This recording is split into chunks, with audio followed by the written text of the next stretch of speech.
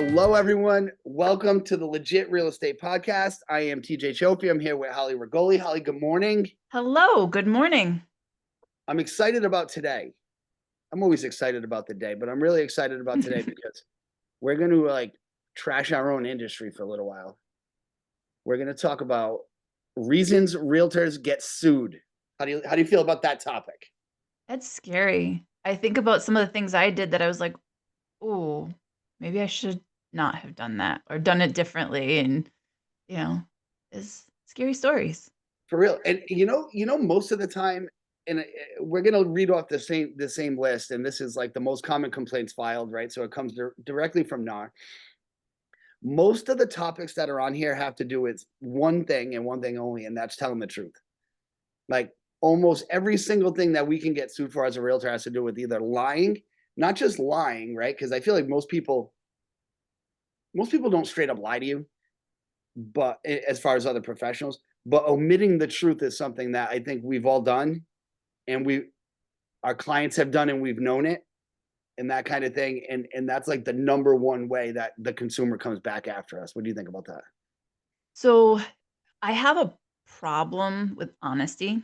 I'm too honest, and that gets me in trouble more than the other thing because I have to remember that I have a fiduciary responsibility to my clients. And at the same time, like if I see something wrong, I have to be careful because I am an open book. If it's my property, my whatever, it's like here's all the problems, here's everything, and I have a tough time because that's why like you told me before, when you do a showing, you go sit in the car. I've got to start removing myself from stuff because sometimes we're told a little bit more than we should share. Right. And our code of ethics says that we have to be honest with each other. Hmm. So if I ask you, do you know of any problems with the boiler? And you say, I don't know any, and you do, that's a lie. Like you can't do Right. that. So the best way is not to know. So one of my strategies is when I represent a seller, I don't go to the home inspection. Because once I know something, once the home inspector points something out to me, then I know Hmm. it and I can't not know it. Like True. once it's told me. But if no one ever tells me anything, a home inspection, they're going to go over, they'll find 50 defects in a brand new construction, right? There's defects in every house. Nothing is perfect. I just don't want to know them all. I only want to Yeah. know what the buyer needs repaired or wants my seller to repair so I can communicate with my client. But I don't need to know everything that's not up to code. Because once I know it's not up to code, then I have to tell you that it's not up to code when you're there. Does that make sense? It makes sense. And bear with me 1 second on this. So I used to go to every single inspection for all my listings and I'd follow them around so that I could give my seller a heads up. This is what, is going on. Now, I don't do that as much anymore for that reason of, oh, wow, I don't want to know these things. I do stay there. I do still like, hey, check in. Is there anything major going on? Anything we should be aware of? I'll ask that. But I also have to keep in mind, or we all have to keep in mind, that inspectors are inspectors. They are not necessarily licensed electricians, licensed plumbers. And I have, in so many cases, had an inspector say, this is wrong, or this is how this should be done. And then later have another inspector come in and say, nope, this is what should have been done. And so I take some things that they say with a grain of salt. For real. Well, they're only human. Yeah. I mean, now granted, they have more experience in whatever they're talking about than most anybody else. Because if you're doing 3 inspections a week for 15 years, you've seen an awful lot of houses, you've seen an awful lot of things. But inspectors miss things. I mean, I've seen inspectors miss things that I'm looking right at, and I'm like, this guy's not going to point this out. This guy's not going to point this out, and Hmm. they don't because either they missed it or they don't think it's relevant. But here's where it all stemmed from. Once I know there's mold in a house, I have to disclose it. Hmm. Okay. I saw the house in Cumberland. There was mold. I represent the buyer. The buyer didn't care about it. Like the buyer, there was mold in the attic. The guy wanted the house. Who cares? I think mold is the most overrated thing anyway, right? Yep. Unless the house is saturated. There's probably mold in my house right now if I look hard enough. I mean, what the hell? If Yeah. you ever had a leaking sink in your kitchen one time, Yeah. you Yeah. have mold And growing. It might be a speck, but it's there, right? So anyway, my client didn't care, but I told the listing agent, I'm like, just so you know, we got the inspection report and there's mold in the attic. She said, I wish you didn't tell me that because now I have to disclose it. Now I have to change the mold disclosure. And I was like, So I put myself on the other side, and it's like, if I know and I have to disclose it, I'm better off not knowing. Now, do I come back at the end and say, "Hey, what's the big? What are you guys going to ask for? That's all I care about. What are you going to ask for?" Mm. So that's kind of my move. And based on this stuff over here with some of the disclosure issues that you see people getting sued for, I don't feel too bad about that right now. But anyway, the number one reason: multiple offers. Number one realtor, reason? number one reason that realtors, the most common complaint is that the realtors didn't handle multiple offers. Do you have a hard time with multiple offers? On the listing or on the listing side? This side. I don't think I have a hard time with it. What I do when I handle multiple offers is I set a deadline so that everyone has the same deadline. If I haven't heard back from someone that already sent in an offer, I reach out to them and say, I just want to make sure you realize there's a deadline. And we're calling, a lot of times I'll do highest and best because I've had people come up like right at that last second. They didn't want to put the best foot forward and now they know it's highest and best and they're coming forward with it. I set the deadline and then I take all of the terms for the offers. I send each one to my client and then I take all the terms and I put it in a spreadsheet so that it's lined up, how much is the offer? How much is the net offer if they're asking for a credit back? Are they waiving inspections? What's the mortgage contingency? Is it FHA? Is it VA? Is it conventional? And I put it all there and then I go over it with my clients and then they make the decision. So that's key. The client makes the decision, right? I feel like a lot of times the call I'll get will be, well, what can I do? Buyer's going to do. Second of all, I don't decide. So whatever I tell you is not, I can't assure you that whatever I'm going to tell you is going to get your offer accepted because I don't know what my client might just not like it. Escalation clauses. And for those that don't know, an escalation clause is where I say, Holly, I want to make an offer on this property and I'll beat any other offer by $2,000 up until 500,000. If you have 2 or 3 escalation clauses, I feel like people don't know how to properly explain that to the consumer. And I can see why a buyer agent would complain if their offer wasn't accepted, if the listing agent doesn't know how to properly explain the escalation. Does that make sense? Yeah. And those get confusing. I will say I have had escalation clauses. I'm trying to think of how to word this because the situation was basically I went back to the person that had the escalation clause and I'm like, listen, where we are with the escalation is not going to get you this deal because my clients want it to be at this amount. But if you can just come up to the maximum amount that you were going to do, or if you can come up to this number, then my clients want to accept your offer. So escalation clauses can be very confusing. They can. So when we have multiple offers, and I feel like this will keep people from having complaints filed. If you have 5 offers, you can accept one, you can reject them all, or you can counter them individually. So when I get escalation clauses, immediately what I want to do is counter the people with the escalation clauses and put them on a number. Like I don't want that range. I don't want to guess within the range where you want to go. So maybe it's like, oh, okay, well, my client wants to counter you 250 for this house. And then they say, well, we want to see the other offers in the escalation. I say, no, we're not factoring in the escalation. We're just counter offering to your client. Take it or leave it. And I feel like that's a better way to do it because you can have 3 offers just because the escalation number is higher. That's not, if the offer is lower, it doesn't necessarily mean, it's hard to explain without a chart. But I like to counter, and I feel like I can see why people would get mad about multiple offers. And sometimes I've submitted offers to agents that I didn't feel like knew how to properly articulate it. And I feel like maybe it cost my client. Mm-hmm. And, rather than file a complaint, we just move on, right? Because Yeah. is what it is. I'm not in the complaint filing business, but you got to work with these people in the future. But I do try and leave them better than where I found them. Yeah. I try and educate them and say, look, in reality, this is what probably could have done. Number 2, unpermitted work. You flip houses, you know about unpermitted work, don't you? I You married an do. Italian. You always say you're Italian, but you're not. I So am not Italian. I just haven't. Italians and permits are not like a thing. It's Ah. not a So thing. So I get permits for most of the stuff I need. I realize that going forward, the liability that's out there is not worth it to save the money. So I have certain people will do different work for me that like doesn't require a permit. Now I check and I say, okay, do I need a permit for this? There are some things like, for instance, changing electrical outlets in certain areas, you can do it yourself as a homeowner. So um but I get weirded out, especially with electric now and electrical fires and stuff. So having the right people that are licensed. I am a licensed general contractor, by the way, so I can pull permits myself. I can oversee and do stuff like that. But yeah, I may have had a couple of things where I probably should have pulled a permit and might not have, but that was learning process, and now I'm more careful. So I get it. Couple things with that.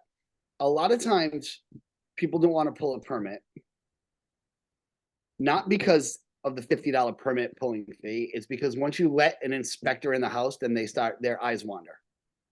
Right. So it's like I had to pull a permit to build a driveway on a flip. I had to pull the permit to build it. And the guy wanted to come in the house to look around because he saw there was all kinds of work going around. I'm like, that has nothing to do with what you're here for. You're here to look at the driveway. Hmm. You're not here to come in the house. Luckily all I had in the house was guys painting, which you can paint Yeah. whatever you want to. This guy really just wanted to snoop around and see if I was touching plumbing, electrical, or windows. I And just it's had like, a, ugh, that's that's awful. So he didn't go in and he approved it anyway, right? no, I didn't let him in. No. He had I to just had approve a the deal. driveway. We did. No. Yeah, no, I had a deal completely fall apart because of permits. So it's a multifamily. Now my clients pulled permits for the work that they were doing. Now we went to go sell the property, and the buyer would not buy the property until the permits were closed out. However, this particular town made it a nightmare for my clients because they said, so they pulled a plumbing permit, an electrical permit, and I think a permit on the hot water tank or something. So now they didn't do any plumbing work. So they said, well, we can just close this out. We didn't do any work. The electrical permit, in order to close that out, the city wanted them to have somebody come in, and the electrician only installed like I think two outlets and like a wire for a light. And they wanted another and that electrician wasn't responding or anything. So they wanted an electrician to come in and inspect the entire building. It's a 3-unit building. Wanted to inspect all the electrical in the entire building and sign off on it in order to close the permit. And then for plumbing, the building inspector had already come in and checked the hot water tank or whatever it was, but then they wanted the workers' comp certificate for the plumber, and then they wanted some other kind of special form signed by the plumber, and all of this stuff ended up causing us to lose the buyer on the property. And it's just been my clients are still dealing with the property now and having to do stuff. And what they tried to do it right by pulling permits, and then the town was just like, nope, we're gonna just make your life a And living hell. in these towns, they want to encourage people to pull permits, then they got to stop coming in there and being unreasonable. It's Hmm. as simple as that. So I'll tell you right now, this house is not going for sale anytime soon. I'm not pulling a permit in this place. Like I don't care. I I don't care. And they can knock on the gate all they want. They're not getting through, right? I'm not pulling a permit so you can come in here and tell me that. I mean, I'm looking at a pipe right now. One of my waste pipes is actually made for electrical tubing, and for whatever reason, the guy didn't use a plumbing pipe. It's gray instead of white. I'm looking at it. Like I'm not touching it. It's fine. Yeah. But if I have the Johnson building inspector comes in here, starts talking about, replacing my main line, like kiss my ass, buddy. Yeah. And I feel like a lot of homeowners feel like that. But here's where the realtor gets in the problem. On our sales disclosure, it does not say, have you performed any work and not pulled a permit? It does not say that. It says, has any work been performed requiring a permit that you haven't closed? So how do you answer that question?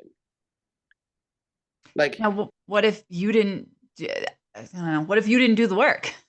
What if, that's what like, I'm saying.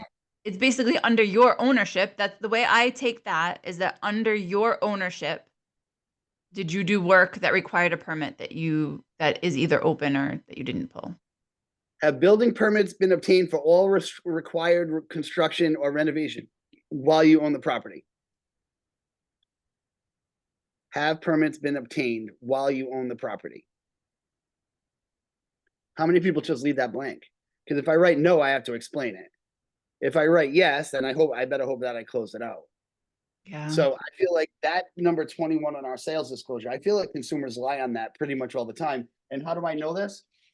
I very rarely have had consumer check that they opened the permits. And if a guy's been in his house for 50 years, I'm sure he did work that required a permit. Yeah, but some of them, all right, think about the work in Rhode Island that requires permits. So if you do electrical and you're a homeowner, you can do the electrical yourself to a certain extent. You can change the outlets, you can change the lights, you can change the fixtures. You cannot, what I did find is that I put a shed on my property. It was just like a drop shed, like I didn't put a foundation or anything like that. I had stone put down. But I had electrical run to it, and then I found out I was supposed to do an electrical permit because they had to run a line from my house over to the shed. So I found out after the fact, and I did get the permit, and they came out and checked it and stuff. But most of the things that you would do in your house, if you're updating, you don't need a permit for painting, you don't need a permit for minor electrical stuff. A heating system, I think you do probably if you're replacing the whole heating system. Roof, Windows. roof and So window. you're in a house. You're in a house. The guy says he's been in there for 40 years. He's got a brand new roof, and he's telling you he didn't pull a permit. So where does that leave the realtor? Yeah. But you know what? It's not up to him to pull the permit. I hire contractors. I will say that I'm terrible at checking to see whether or not they pulled the permit. I'm just assuming that they're doing what they're supposed to do. As a consumer, I have been bad at doing that myself. I have a new roof. I I actually did call the town because I had an issue with the solar company that handled the whole thing, and I wanted to make sure they did actually pull the permit. But if you have contractors handling it and you're a homeowner, unless you know to ask for a copy of the permit, you're not going to know. But are you lying to the consumer? Because unknown is not an option there. And that's what always got me, because unknown is not an option. So I'm either saying yes. Well, I'm not filling it out, but I'm representing what my client's saying. My client's either saying, yes, we pulled permits, Mm-hmm. and then you come to find out you didn't, right? Or no, we didn't pull permits, and that opens up a whole can of worms. So what do people do? They just leave it blank. Yeah. Yeah, more often than not, it's blank. Is because you'll see people put new roof this year or whatever, and then down below there's no description of any No permits. description. Yeah. Yeah. So I can see why that would be a complaint filed against realtors. And a lot of that is the realtors using the word I, right? Like, or we. We is the word. We're not using the word we. Like, we didn't fill out the disclosures. You filled out Right. the disclosures. I'm not filling those bad boys out. Mm-hmm. Number 3, flood and fire zones. We don't have fire zones here in Rhode Island that I'm aware of, but we do have flood zones. Holly, do you check the flood map every time you take a listing? No. Me either. I don't either. The No. only time I remember to do it is if a buyer wants to look at a house in Warwick where I kind of know where a flood zone is. I might check that one. Or if it says in MLS, like in the description, that it's in a flood zone. Usually people will tell you if they're paying flood insurance, but Mm-hmm. withholding that information or not sharing that information, and then the guy goes to get his insurance and it's like 8 times as much as regular insurance, my lord, I can see why that'd be a complaint to file. Yeah. I mean, I did have a house recently that it has a pond on the property, part of the pond on the property, and the realtor was looking at putting in an offer, but before putting in an offer, she was like, the buyers were actually looking into the insurance costs and stuff, and they told them that it was in a flood zone. I was like, my clients aren't paying for it being in a flood zone. They didn't know that. So it was the insurance company that had brought it to them, but I don't even know if the new person that ended up buying the house had that. So I don't know. I think that's like, but can you really sue on that if you don't know and you're a consumer and you're filling out the disclosures? You know, I not I knowing. wonder, I wonder if the reason the complaint's filed against the realtor is because the consumer is saying it's my realtor's responsibility to look this up before I make an offer. Yeah, see, that's Like they such a should. gray area. I don't look up. It seems like it is. I've had my buyer clients tell me something was in a flood zone because one of the realtors, I don't know if it's realtor.com or Redfin, one of them mentioned like the flood factor, and he's like, "Oh, I don't want to look at that one because it's in this kind of a flood zone." I'm like, I didn't even know that existed. This was a couple of years ago. Now I do know. And I always ask, I'll look on the disclosures.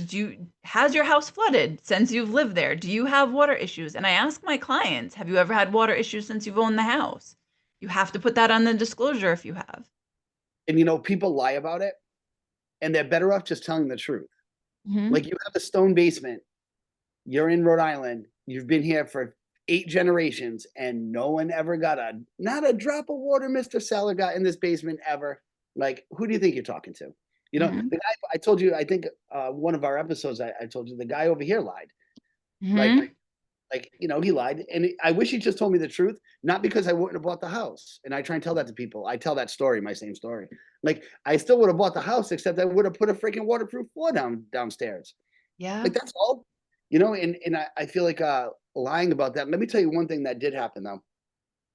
Someone, and no complaint was filed against me. I think I would know if a complaint was filed against me, but I had this listing, and the people asked me if my client was in a flood zone. I said, no, I don't think so. Are they paying flood insurance? I asked my seller, are you paying flood insurance? No. Well, it turns out the house required flood insurance. My client owned the house outright. Do you know that if you own your house outright, you don't have to have insurance on it? I did not know that. So my client owned the house. He still owns it. Actually, he ended up, he didn't want to sell. He's still there. He bought his house in cash. And if you own your house in cash, you don't need insurance on the house. Jeez. So not only is he not paying, I mean, I was like, dude, you have so much money. Like, get the insurance. God forbid someone falls on your property, they're gonna come after you, Hmm. right? But yeah, he did not have insurance. So I did not lie when they asked me if my client was paying flood insurance. The answer was no, he was not. Doesn't mean you don't have to though. So That that is interesting. is, I didn't know that either. I don't think I would have the courage.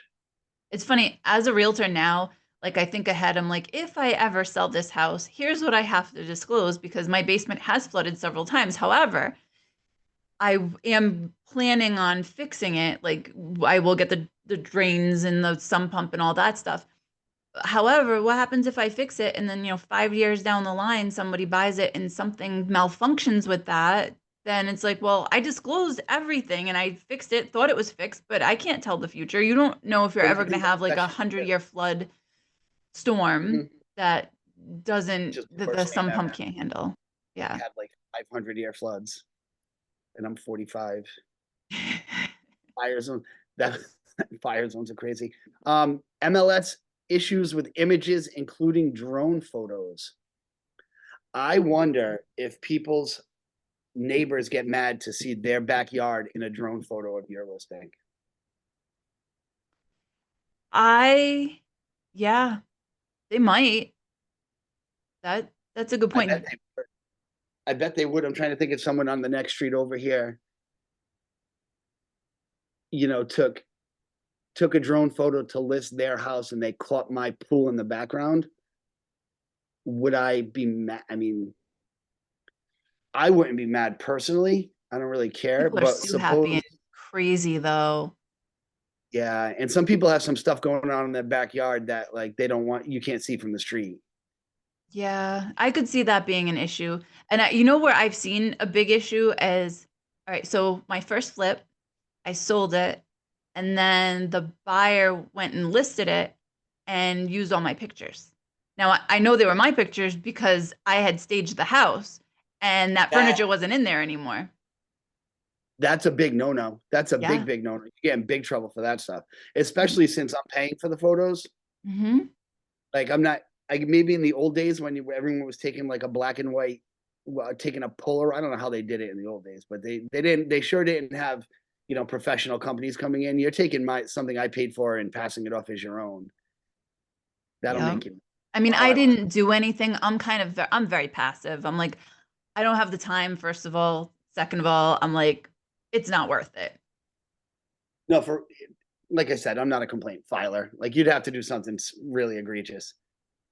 Like you'd have to be like, I'm not taking your offer because you're Italian. Like you would really have to hit me in a place where I'm like, screw you. Like, let's do this. You know what I mean? Like, but over that, I don't care. I know some people are rarely sensitive, very sensitive about sharing their listing on your social media. I don't understand that. I don't understand it either. I'm I really, sharing someone's listing and helping it to get more views. yeah. Why is that a problem? And even I know you're not supposed to do it if you don't give the listing broker credit for them being the listing agent. So you're supposed to say, I'm sharing this listing courtesy of Holly Rigoli, right? Mhm. But even then, I know there's some pushback from certain agents that are like, don't share my stuff. Don't share my stuff. And I'm always like, no, share it. Like, please. Yeah. The more eyeballs you can put on this house, the better it is for me. And I don't care if you give me credit or not. Like, really, honestly, do it if All you want. right. So I see where like so I share directly from the links that are so it doesn't look like it's my listing. I'll say I'd like to help if it's like a really nice house, I'd love to help a buyer, buy this house over here. Check out this listing that my friend has listed, or I usually make a comment like that. But there are the marketing things like we had that guy come, I'm not going to say his name, but one of the tactics was is like, oh, you're going to put this out and it makes it look like it's your listing, but somewhere down in the bottom in fine print it says, that it's not your listing. It makes it look like you have all these homes listed under you. I don't feel comfortable doing that. I don't either. I don't. I don't. But as far as sharing mine, I'm not filing a complaint if you share my listing. Like I'm just that's just not a thing. But yeah, I remember that guy coming in and it was like, holy cow, we're going to the line of ethics and we're gonna just like teeter on it with one toe. Hmm. I'm not doing that. But some of the what I say older or more experienced agents are much more sensitive about that because at one point the listing agents they still do control the inventory and they don't want that out there. Yeah, All no, right, I what else get we it. got? Earnest money and deadlines. Oh, fighting over deposits is a joy. Oh, we could do probably a whole episode on that. I have a deposit that my clients should have been able to keep, and I kind of got in trouble for all the things I said to the attorney. But so here's the situation. I had a client, we got under contract to buy a house Mhm. while she still needed to sell her house. Okay. So then we listed her house, got under contract, and the buyer wanted all this stuff done. I was like, well, how about we just give you a credit for the work? That was another whole thing, filling out disclosures. She had put on it that it was a 200 amp panel. I do Well, not go and check everything that my clients put on there to try to verify it. She thought it was a 200 amp panel because it said 200 on the break. So when the inspector came in, they said, no, this is only a 100 amp panel. So we all found out at that point. Well, the buyer said, well, we wanted that because we were going to build an addition in a garage and blah, blah, blah, blah, blah. So we need you to change out the service to a 200 amp service. I said, okay, well, why don't that'll we do it cost as you. Oh my God, yeah, it was like $6,000. Well, Yeah. between that and some other things that they wanted. So we ended up going back and forth, and instead of them accepting a credit for it to be used or money in escrow after closing, they said, no, it has to get done. So as soon as it was done, my client went and jumped on it because she didn't want to hold up the closing because she's waiting to close on the other property. I let the agent know it's all the work is done that your client wanted. Now it's after inspection period. She sends back a thing. Here's a release. My clients don't want the house anymore. After We your already client, had mortgage commitment and we right. were outside of inspection period So how they get their deposit back? because they held us by the balls and said, well, we know that you're already under contract for another house. So in order for us to get um, under contract with someone else, we had to have them release us from the agreement, but they wouldn't release us until we released the deposit. We had a $10,000 deposit that my client had every right to keep. But I started calling some of the other buyers and said, hey, are you still interested? We're not going to be under contract and I'm trying to negotiate, but we needed to go under contract and lock in another client in order to keep this other house that my client was supposed to close on that they were buying. And so we finally, it was one of the most awful things. I felt so bad. I had this discussion in one of our group meetings about how useless the deposit has really become. Like for it's so easy for the buyer to get their deposit back. They have Mhm. more outs than you can possibly imagine. And you have some older sellers, like say my dad's a great example. He's going to be looking for a big deposit because that what meant something to him when he bought his house. So when Mhm. he bought his house, I don't know, he bought it for like $8 probably in the 80s, but he bought his house and it was like a 10% deposit and that's firm. And that Jeez. was what he saved for. Yep. But it's, you know, I think he got his house for 42,000, if I'm not mistaken. What's 10% of that? You know, $4,200 was hard for my father to save when he was 23 years old, right? Mhm. And that was a big deal. So when he sells his house, he's going to be looking for, well, if it's not 10, it's at least five. And it's like, yeah, dad, 5% of your house is like 80 grand, dude. But back then the deposit was like a bond, and now a deposit is like nothing. It doesn't matter. No, because they weasel their way out of it. Because in order for you to hold that deposit, you have to basically take them to court. Yes. Yep. I think I've had one client lose the deposit and he wanted to, like he didn't mind. He was like, yeah, whatever, it's $1,000. I don't care. You don't want the house. No, But I have had one. My last flip, the buyer lost her job 3 days before closing and left the state, just up and left and didn't come back. And she lost her $10,000 deposit. Thank God, because she had already moved all her stuff into my house. Like that's another whole story. It shouldn't have happened. It was not supposed to happen, but um, she lost the deposit. I was able to keep it. But if they fight on it, you literally have to basically take them to court in order to get that. it, Frustrating. it is frustrating. And that's why when I sell my own stuff, like I don't even look at the deposit amount. It's irrelevant to me. Because I know at the end of the day, you can have it back. If you want to give me $1 deposit because the form says I have to, I don't really care. Because if you Mhm. give me 20 grand and you want it back, you're going to get it back 90% of the time. So I don't know how realtors could end up having complaints filed because I feel like you got to be a real dumbass. You got to be a real dumbass agent if you lose your client's deposit. Like you have so many points in the contract where you can either, during the inspection period, you extend the inspection period, you can't meet the mortgage contingency, and all these times you're being rewarded. I You're being rewarded with your yeah, deposit. It's so stupid. It really I bothers did me. have a client lose their deposit, but it was their choice. It was a Yeah, $5,000 deposit. I had one. It was $1,000, and the guy got cold feet. Like I don't know. He didn't have an inspection. He waived the inspection period, and he didn't want the house. And he was like, "Tell her to keep the 1,000 for our troubles." I'm like, yeah. Yeah, mine was because the lender backed out and it was a hard money lender, but I tried to give them other hard money lenders and they're like, "Nope, never mind. We're just back out of this one." I'm like, "But you can get another hard money lender and just close and we'll refinance or something." No. And I felt bad, So but that's one weird thing about hard money that no one ever talks about. Like they're not bound to give you like if you're working with a bank, the bank has procedures and policies and your loan officer has like a code of contact. If you're dealing with a hard money guy and he decides, the morning of the closing, he wants to put his money elsewhere or go on vacation, like there's nothing you can do. yeah, There's like no recourse. that's frustrating. Hey, Anyway, we're I wrapping think down we're now. running out of time on here now, huh? Yep. Try not to get sued, realtors. Tali, where can the people find us? They can find us on YouTube, Spotify, Amazon Music, I believe iTunes. If there's a place that you listen and we're not there, let me know. I'll figure out how to get us there. And please send us your stories because we do want to share them to the legit real estate podcast at gmail.com. Awesome. Everyone have a good day. Have a good day, Hal. Have a great day.